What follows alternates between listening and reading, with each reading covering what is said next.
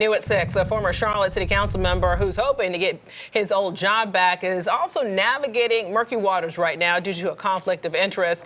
But today, James Mitchell told us that he has a plan to avoid breaking the law. Chief local correspondent Emma Withrow joining us now to explain more on this. Emma? Yeah, that's right, Alicia. Today, James Smudgy Mitchell admitted to me that he still owns 25% of a construction company that does a ton of work for the city of Charlotte. Now, this is well beyond breaking a North Carolina law that limits elected officials to only owning less than 10% of a company that deals with their entity.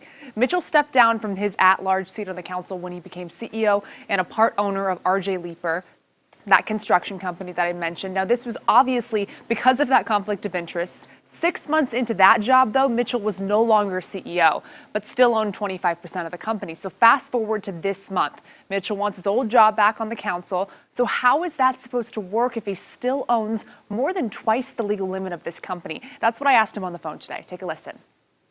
Well, I think then the majority owners of Leeper will have to make a decision if they still want to do city work. That would be the first decision they will make. And then secondly, there's an option. I could sell 16% of my shares, then I will retain 9% to comply with the state law.